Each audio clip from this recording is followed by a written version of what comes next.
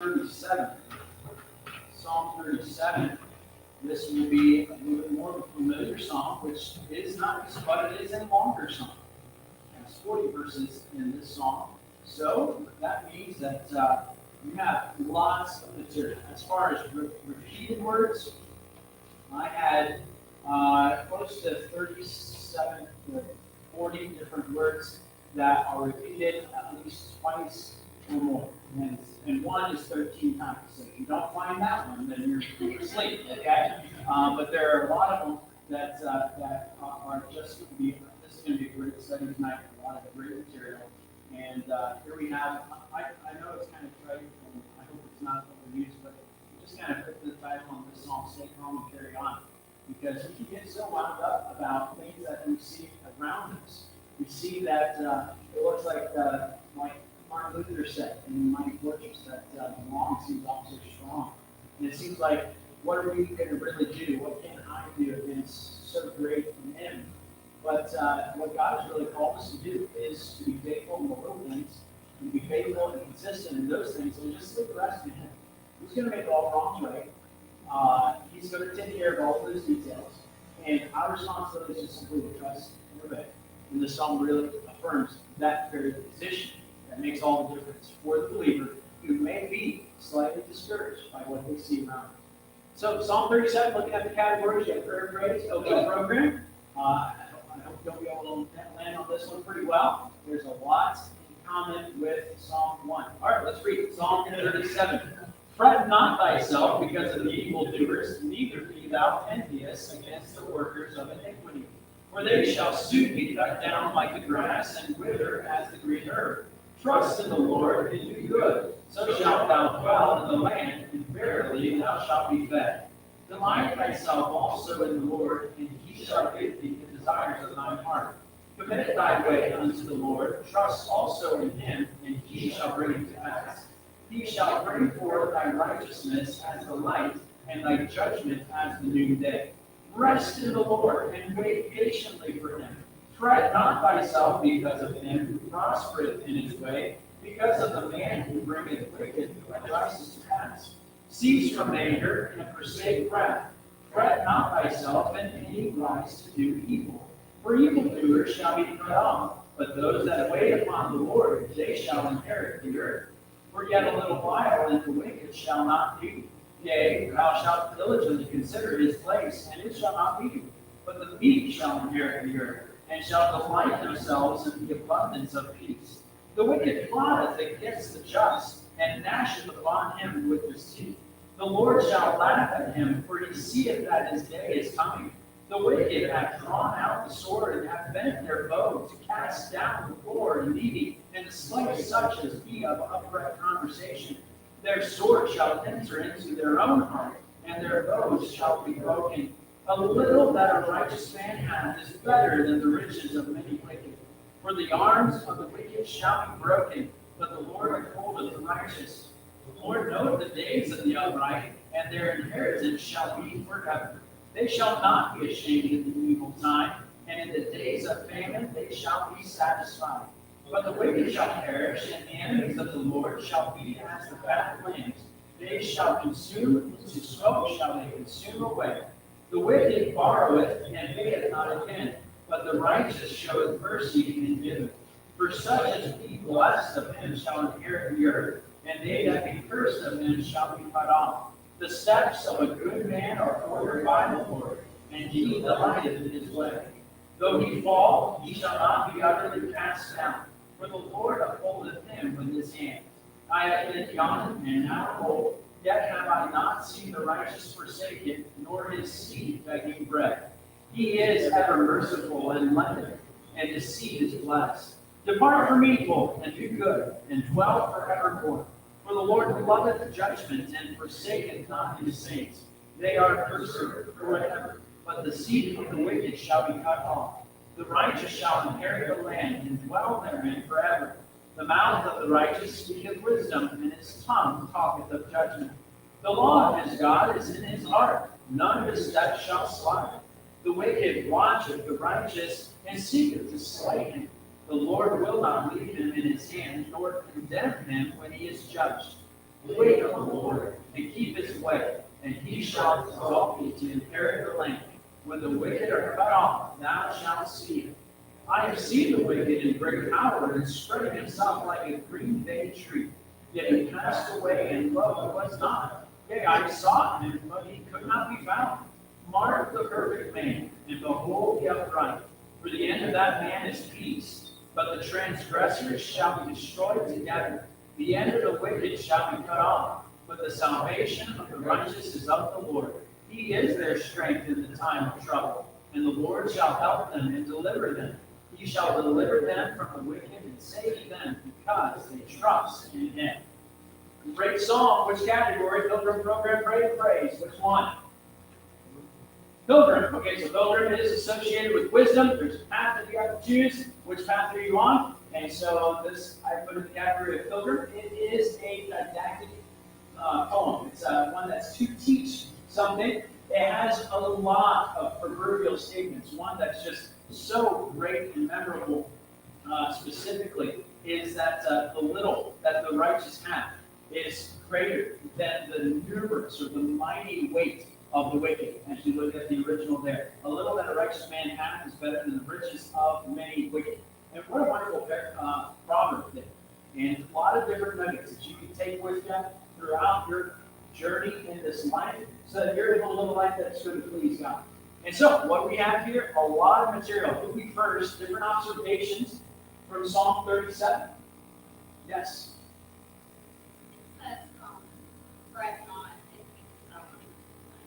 Couple plus one. So we have 3 times that fret is used in this passage, and that's crucial. And the idea of fret here, sometimes we get the idea as fret would be I'm hand-wringing in nervousness and anxiety as to how this is going to work out.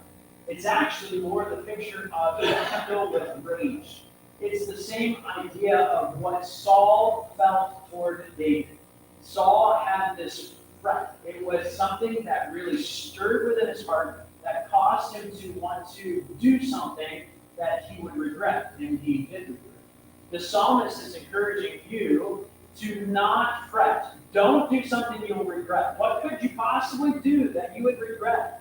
One of the most important things that could possibly happen to those that are watching the ungodly seem to be so successful is to say, what does it matter? Why am I suffering with so little on this side of the equation while the wicked seem to be so prosperous, spreading out like a green bay tree, and that they seem to flourish and they seem to have so much, and yet here I am without all of that. Is it really worth it? That's really the argument that the writers of Hebrews was making in the book of Hebrews. It's time to stay with it, stick with this faithfulness to God, and look forward in faith, knowing that God rewards such faith. And so that's the premise here.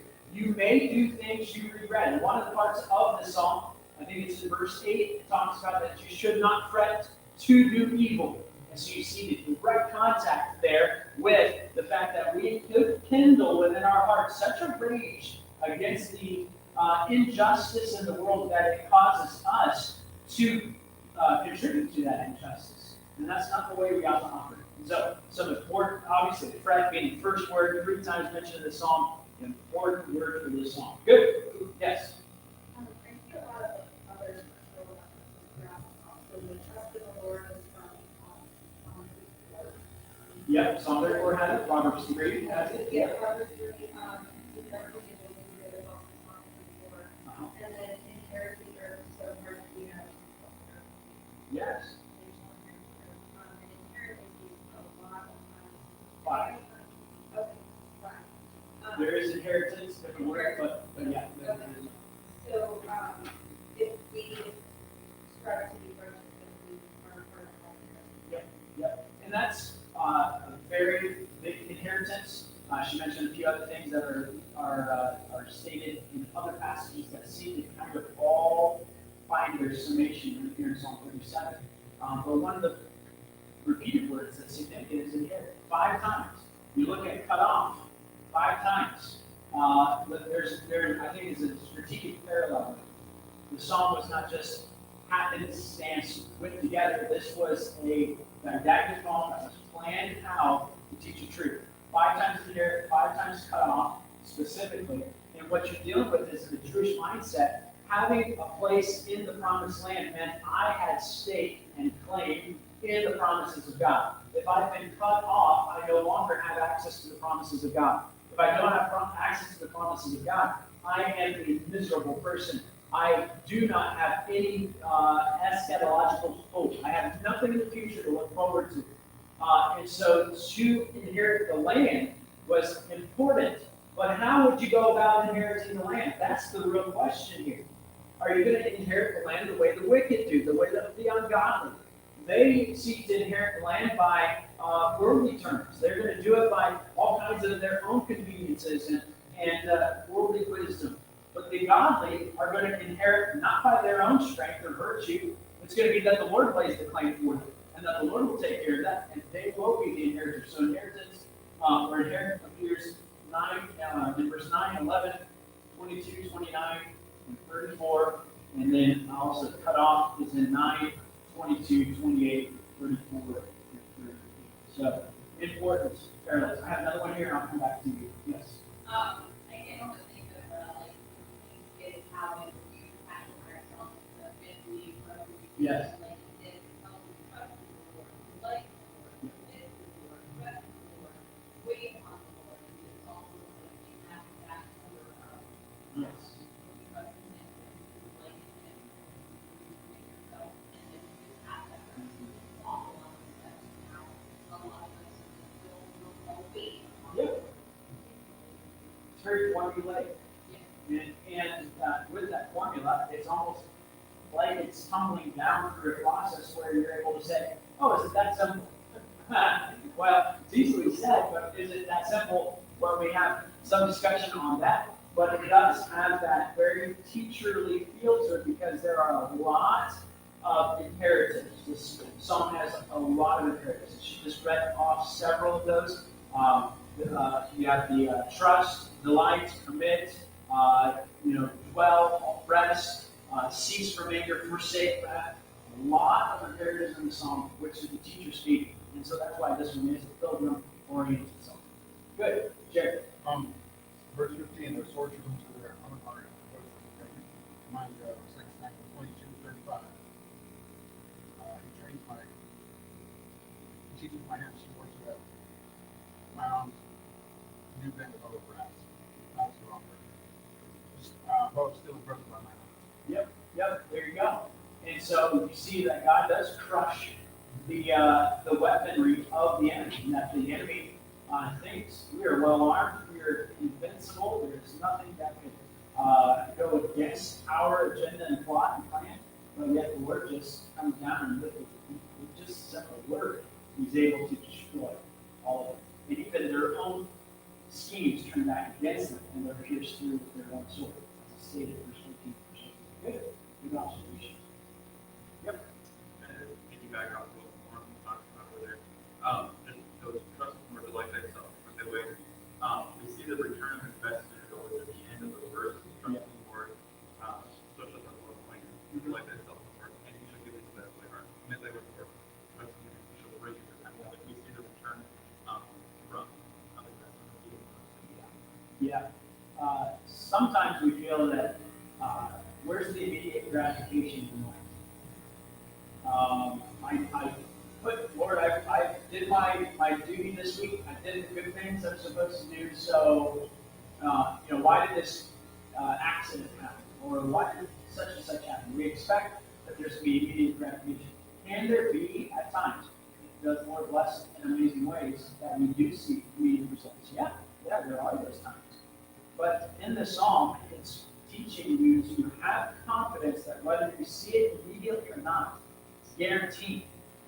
It will not be revoked. And some of the, illustrations of that would be what the psalmist says, I was young, now I'm old, and I've never seen the righteous go hungry or they seek begging bread. What is he talking about? He's talking about because of their inheritance in the land, they have access to the milk and honey of this land.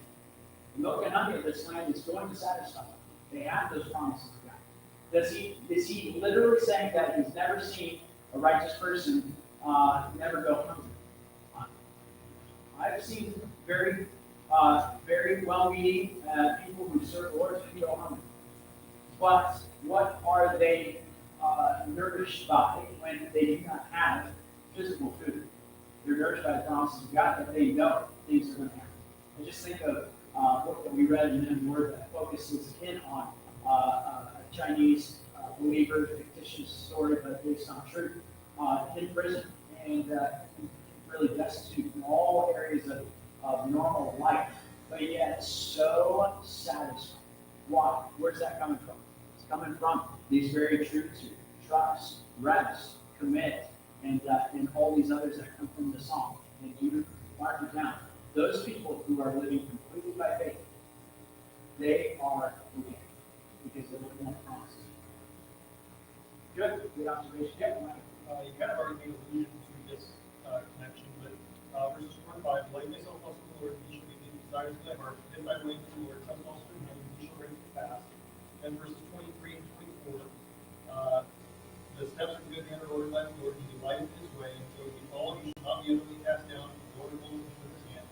And then down to verse 31, the law of God is in his heart, none of his steps shall slide. Going back to his path, his steps, his way, the allusion is to Proverbs 3, 5, and 6. Trust the Lord with all thy heart, not lean not unto thine understanding, in all thy ways acknowledge him, and he shall direct thy paths. And I love the Hebrew picture there of and he shall direct thy path. Kind of gives the idea of he's going to take a bulldozer ahead of you, and he's going to make it flat. And I love that. It's not that everything's going to be easy, but he's going to take away a lot of the obstacles to doing what's right if you're committed to him. It's not that there's not going to be opposition. I've seen that firsthand, that sometimes, when you're committed to him, there are people that want to stand against you. But I've also seen the other side of that in the result that eventually, even the wicked look at that and they say, what can we do to stand in the way of what God's doing? And when God goes to bat for you, he takes the bulldozer ahead of you. There's not much you can do, but I think about a running back. I never just follow the blocker. Yeah, God does it for you, and he prepares that way. But it only comes from this you trust and you commit to God. Good. Who next? Elizabeth?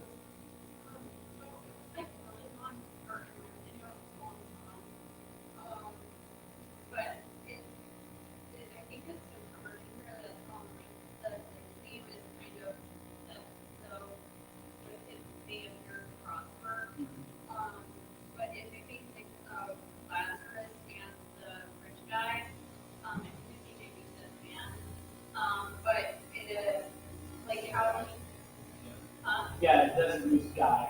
Yeah, you're right. Yeah. Like how the rich man had what he appeared to prosper here, but then he had no comfort later, like once he passed. And then while Lazarus was here on earth, God sent him the comfort of the dog because he was, following in God's footsteps, like in this song. It says we are people and do good, and look for reform. And so he has it makes, there's no reference to Lazarus here, but it made me think of that. But like, in 35, it says that the wicked, are in great power, spreading themselves like a green bay tree. And, I actually was curious about what that was, so I looked it up, it's, like a cherry floral that, propagates quickly and doesn't need a lot of water. And the significance of that would be that the, rich man doesn't have strong roots like the green bay tree, so no reference to packers there. But, it's on the surface, above the surface, nothing under the ground there. Yeah, that verse has a lot of interesting, it's very awkwardly written, for us to be able to read into it in the original language and see it translated into the English. But you can see it's a tree that's able to cover ground quickly. And I kind of encapsulate the thought as the wicked seems to spread out and take over like they own the place. Is the idea, because there's a word there for native or local, like that this is something that they grew up into, and so by that, they act like they own the place. It's the takeaway from that verse. And how does someone act like they own the place? Well, they're starting to bark out orders, they're in charge, everything's about them, get this from me, get that from me. Rich man status. And so that rich man status, living like this was his place. Well, what he didn't realize is he wasn't living for the eternal things. And because he wasn't living for the eternal things, he's missing out. And when he lifted up his eyes in hell, being tormented in the flame, he then realized what he was missing. And now he doesn't want anyone else to follow in his footsteps to that demise. So, good parallel. I agree. Good. Other observations? Yep.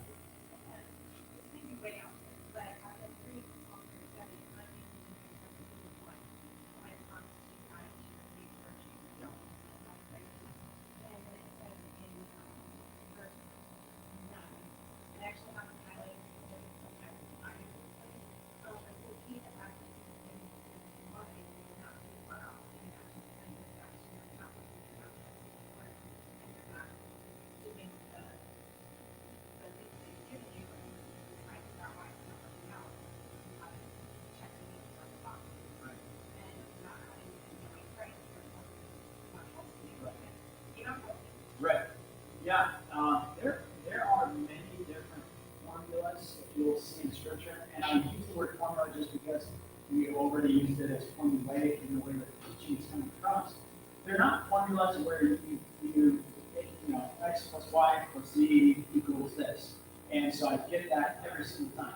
It is a process that has fallen into disuse, I believe, in contemporary Christianity today, of spiritual discipline. Spiritual discipline is something that you layer upon layer upon layer, you build in. You recognize, oh, this is an area where I've been a little weak. This is an area that I need to shore up in. I need to review, evaluate my life.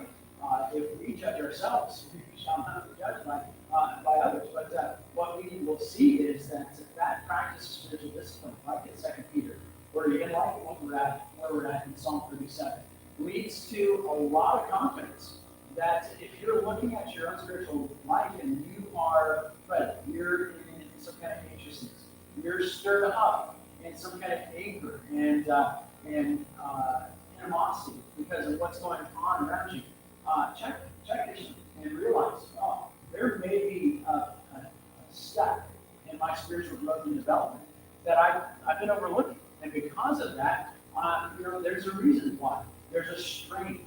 If you've ever strained a muscle and you try to, or there's something that's out of joint and you try to calibrate for it, like it's acting normal, but you're pulling on other parts of your body and other muscles are straining for it, you all of a sudden realize, man, I'm in a lot of pain. Why am I in so much pain? Oh, it's because all this is kind of out of whack. If I can't make this adjustment, everything's back where it's supposed to be.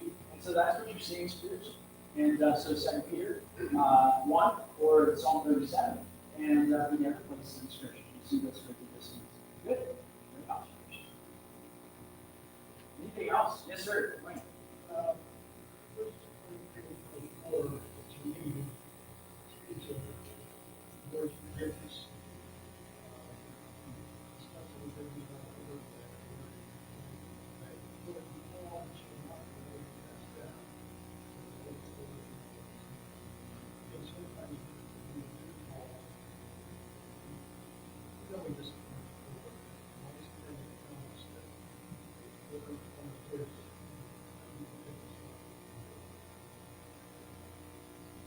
Yeah.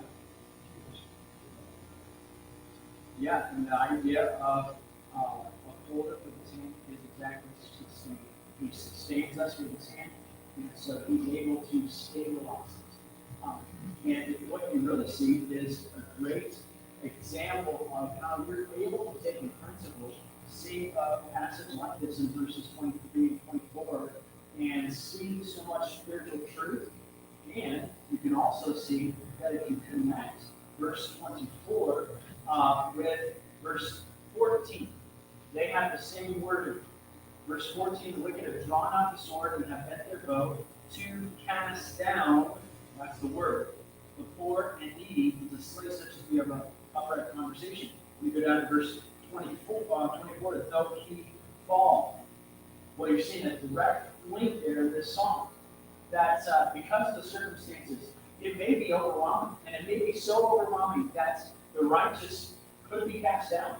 The righteous could be brought down is the idea. But what does that mean? Is it game over? Sorry, Charlie, you're done? No, it's not it, because the steps in good hand are ordered. And when he falls, he will rise again. So you see that principle. He shall not be utterly cast down. He won't be utterly refused, utterly forsaken, for the Lord upholdeth him with his hand. And so there's the hope of God is spoken through those verses. Good for the observation there. Yes, ma'am. I think a lot about this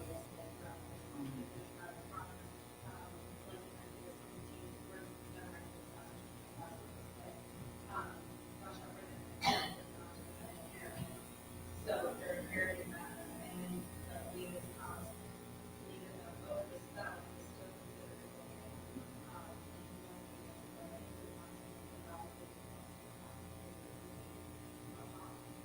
Yeah, and that's so it's a key thing throughout Scripture. She was bringing up similarities with Moses, bringing the children of Israel into the promised land.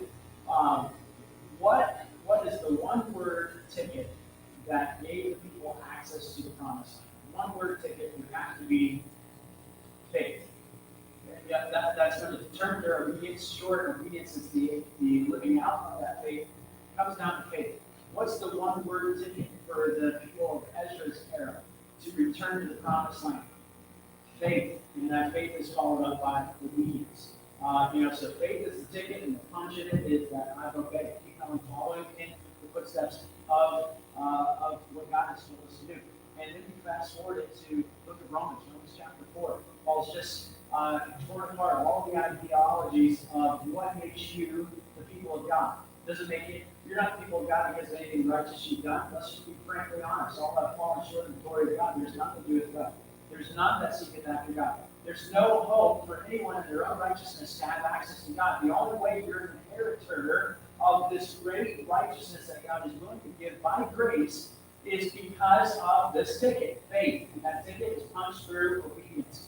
And what you'll recognize is that that's the earmark of identity with God. And so Psalm 37 here presents that just like everywhere else you see throughout Scripture. You have to have faith that God is in control. And that's what the word wait is really all about. Wait on the Lord. It's just saying, you don't think he's moving yet, but guarantee he is. And just watch. Just watch. He's going to reverse all the wrongs, make things right. And while we're watching the Lord, why don't we also just mark the good man? Mark the righteous man. Because we're going to see what's going to eventually happen to him, the one who waits in him. And so, a lot of these overlapping themes and truths. Good.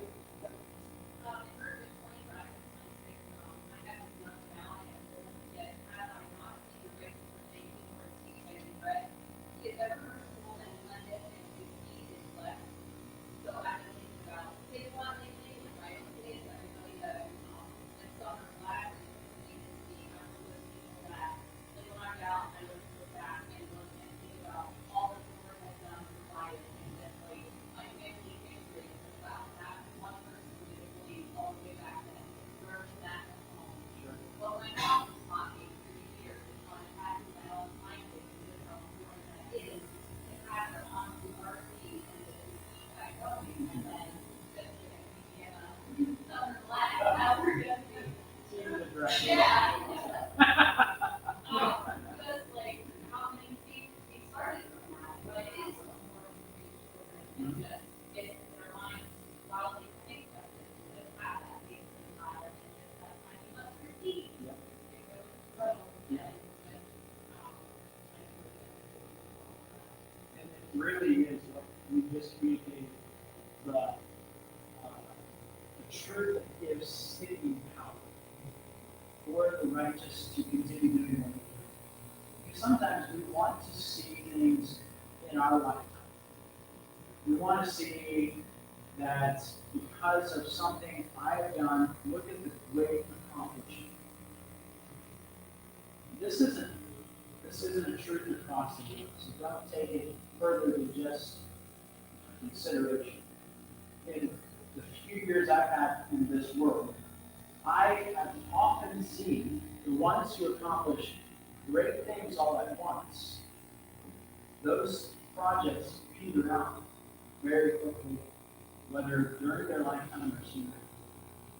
But I have seen that the consistent, responsible, working in the line that God has given someone to do, that can bear fruit for so many generations.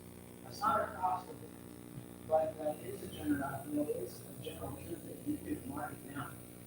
And so, what Dan Patrick does here in Hollow, Pennsylvania, with at a church, the Unity Baptist Church, an investment of 9 years at this point.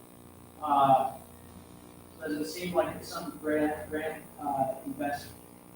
What I put my emphasis on is that sure, there's some great things that have occurred, but what I really pray is that the Lord would take those great things and that the fruit born of that 50 years, 8 years from now, would be that this place is still maintaining and excelling in what the Lord has for it to accomplish.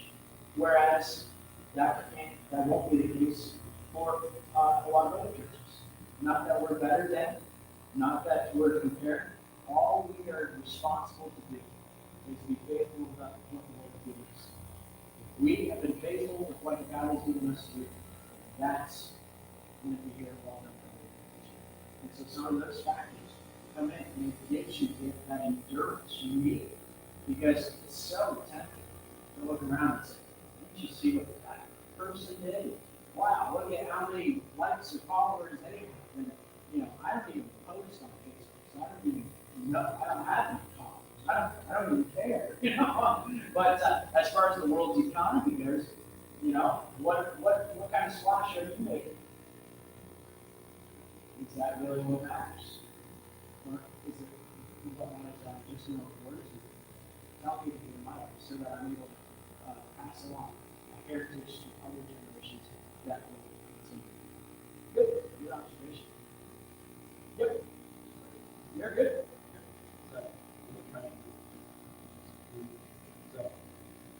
We have all this temporary rituals, weapons, and everything. And then it was like, that not 3 times. Personally, not because of verse 9, you have an inheritance, verse 11, you have an inheritance, verse 18, you have an inheritance, verse 22 or 29, and 34, you have this inheritance. When the Lord has something forever, like forward, and what always would have for a temporary time. Yeah. And also think about the inheritance you will receive from the Lord, and the inheritance that break up so many families around the world and in this area that ruins families. And our Father, when we get his inheritance, we will give all to him. I'm not saying we can over. No, I think what the verse she just said really builds on, because why are the righteous able to be so merciful and loving and give so much? Well, because their transactions are based on a credit limit that I can't see the end of the zeros. It's just I can't even put those zeros on paper. That's what the righteous are transacting out of. They're not transacting out of a deficit. That's what the wicked are do. And that's what you see in the same parallel. Let me just read through some thoughts here and we'll bring this to conclusion. There are some hidden things in the psalm. This is an acrostic poem, which means that it's written with first letters of the Hebrew alphabet in succession, 4 lines apiece. There's some that are 3 lines. There's some, Charles sent me an article when he was preparing a few weeks ago about what he came across with this psalm, that's in verses 30, 34, I think it's following, 34, 35, 36. You have the main letter that seems to stand for the wicked is the R and rush in Hebrew. And in those verses, there's 15 words with the letter R in it, and then there's not any letter R after that. And it's almost like it's a hint from the writer that the wicked will disappear. And that really ends at the point when he says the wicked will disappear. Suddenly the rush is gone. And so there's some artistic things that I just want to tell you, it's worth it to learn Hebrew. So if you won't flag for any purpose or value if you learn Hebrew. There's some gems there. But looking at this, we see that we have to calm our frustrations because God is at work and He's doing this great work even when it doesn't seem like it's possible. The first verse gives us one negative action and several positive actions will follow in the subsequent verses. But the evildoer's status in verse 2, they appear to flourish like green grass, but little wither and decay. The first positive action in verse 3 is for the righteous to trust and obey. They will dwell on the land. They will feed on faithfulness. That's such a neat picture there. What are they feeding on? What are you satiated by? What are you nourished by? Oh, God's faithfulness. That's sufficient for me. They're feeding on faithfulness. And what the image there is of sheep being able to feed on that. And you think later on in verse 20, it's in contrast to what the psalm says, that the fat of lambs will be consumed in smoke. And so the image there is that the lambs on the field that are trusting in God, they're going to be fed on His faithfulness. But the lambs on the field that have no trust in God, they're going to disappear just like vaporization.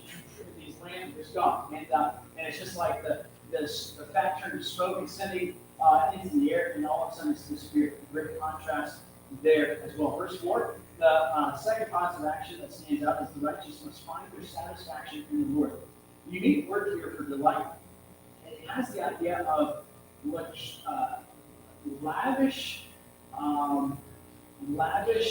enjoyment. Lavish enjoyment. Just to kind of like roll around and just be so excited about the goodness of the Lord.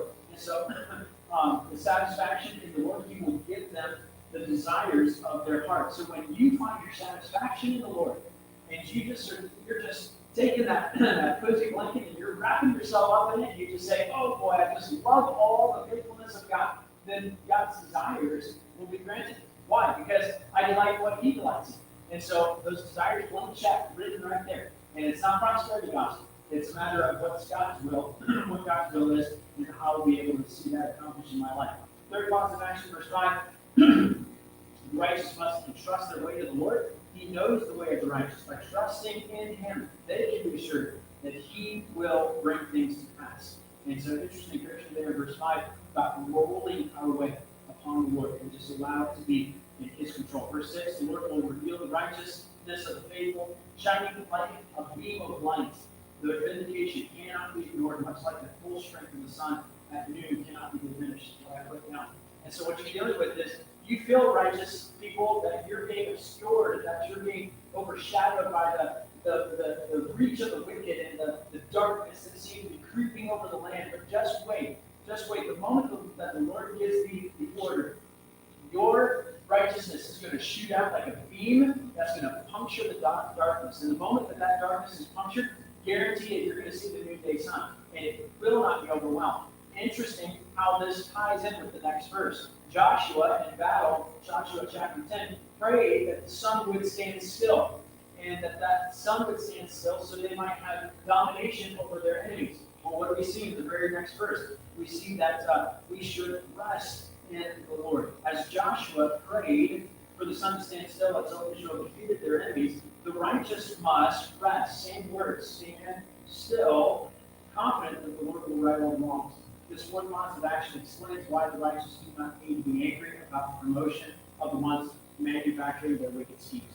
The righteous must let go of anger and leave wrath behind. They must not be kindled by evil. Verse 9, the evildoers will be cut off, but those who wait for the Lord to have His way will inherit the earth. So those that wait on the Lord, it's guaranteed. Don't you even fret, worry, or pine away about it. You're going to be the inheritor of the riches in God. So we've got these promises. Well, how long? Verse 10 gives us the how long, yet a little while. 5 more minutes, and you'll see the realization of all that God is going to bring about. Oh, really? Is it only 5 more minutes? Well, yeah. In light of eternity, it's a little while. Just finished studying for a minute of the Word this morning, 2 Corinthians 5, which obviously following in thought from 2 Corinthians 4, that we endure the death of the Lord Jesus in our body. We take on the persecution and the assailing attack of the wicked. Why? Because I see such an exceeding great reward ahead of me. This exceeding weight of glory that's ahead of me. I can't wait to be robed in this body not made with hands that's extraordinarily glorious. That's what we have to look forward to. So a little while, yeah, it's going to be a little while. When we see Christ, it will be worth it all. And so you have that picture there in verse 10. Those who stood still and waited for the Lord, they are the meek. They will inherit a prominent, permanent place on the earth. Those who find their satisfaction in the Lord will receive the desire of their heart. Here's that word delight again in verse 11. They will receive the desire of their heart, a lavish abundance of peace. Oh, so much peace you can just roll around in it, and you don't have to worry or think about it. Wow, that's what this verse is lacking so tremendously, is peace. And so as I continue on, the verse, the psalm really changes moods. It goes to the wicked. And it says, okay, so let's look at what the wicked are doing. Let's analyze this. It's intimidating. But why is it intimidating? Let's pick it apart. So he goes through, he talks about what the wicked are doing. I'll just give a summary here, because that's all we have time for. The wicked scheme against the just, but the Lord laughs at them, and they will perish. The righteous may appear to have little, but their possession will be eternal, and they will not go without anything in difficult times. The Lord blesses the meek with inheritance on the earth, but curses the ungodly, cutting them off from the possession. And so, obviously, some tremendous truths that are hidden in these verses, not hidden as in hard to see, but just a matter of meditating upon them, seeing connections that similar words form, and moving through, you're able to see some wonderful things in this song. Just scan it through here. You've put some of the comments already up there. What you're being smashed.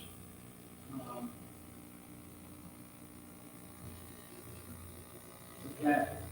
So I will mention verse 21 and 22 because we brought up the righteous being able to lend and show mercy. Verse 21, the wicked transact with deficit and they cannot repay. But the righteous who appear to be without property possession show mercy and give all they have. Verse 22, the Lord blesses the meek, those who stand still will inherit with inheritance on the earth. Blessed with inheritance on the earth. But the Lord curses the ungodly and will cut them off with possession.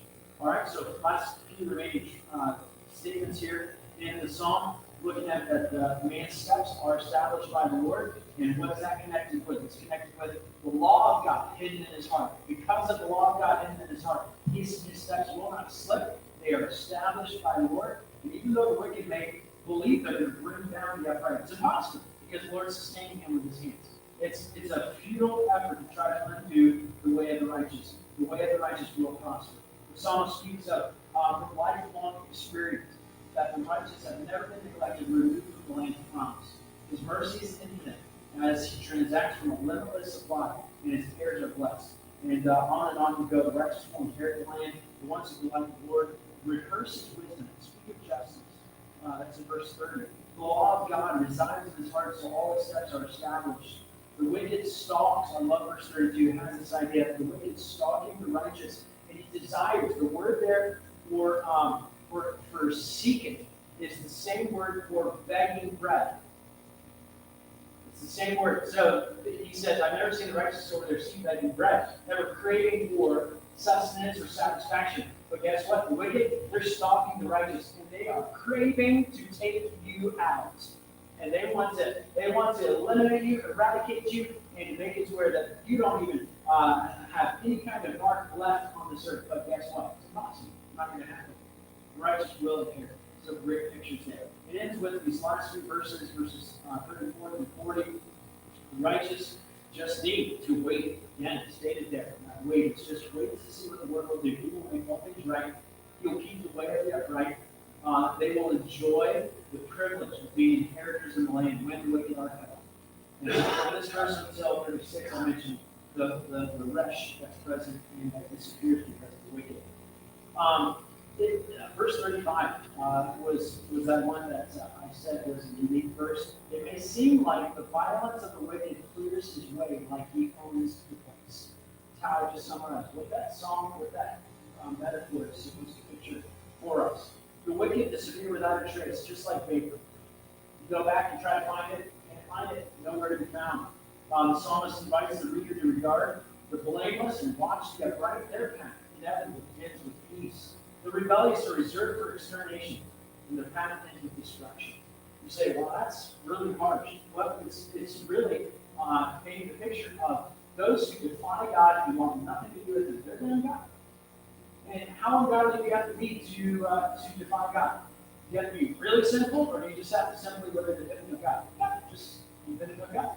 And that rebellion means you've already been relegated to destruction, so you just confirm that's where you want to be.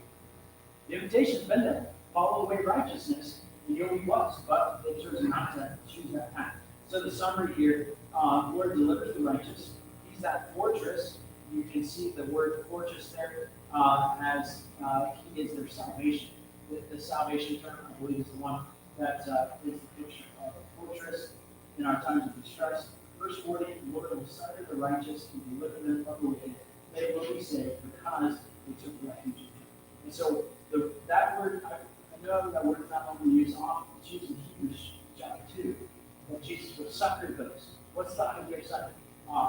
Best image that I can give you is infant in the crib, down the hall, next room over, the little cry of that little one. Mom is bounding out of bed, running to the side. She is going to meet the need of the cry. What's wrong? The leg stuck, ours has legs that can stuck out of it. And so, why is he crying? What's causing the pain? Let's release him from the bondage. And poor Nathaniel, he throws another edge, he touches all sides of the crib. So, I don't know what we're going to teach him how to stay in the bed and something. I don't know, it's going to be crazy.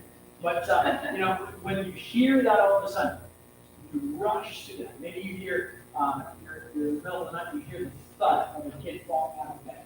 Oh boy, you get up and you rush to the side. That's exactly what Jesus is saying, or what the passage is saying that Jesus does in Hebrews, God does here for the righteous. And so you say, but why are we seeing any activity? How long, verse 10, Lord? Until, just a little while, just you wait, and I'll be rushing in. And just hang on a little longer, my friend. And that's a good song that comes to mind as to what we have in the Lord. Psalm 37, great stuff. Great stuff. Worth your investment of meditation. Because it is one of those songs that gives you sticking power to the goodness of God. Let's pray. Dear Lord, thank you so much for the truths that we've been able to enjoy tonight. I pray that you help us to persevere in the face of such opposition. We know that at the end of the day, the story ends with a W, a big W, that stands in as you have won. Because already we fight not for victory. We fight as already being the conquerors. And so, Lord, we are able to have that advantage. We pray that you would help us to live with that mindset and that we would be able to see that it's greater is he that is in us than he that is in the world, and go from this place with that indomitable spirit, knowing that you will accomplish your will through us as we are yielded and obeying your word. I pray that your law would be true in us, so that our feet will not sin. In Jesus' name, amen. Amen. Thank you all. We have setup to do. We've got to remove organ, some fire risers, chairs,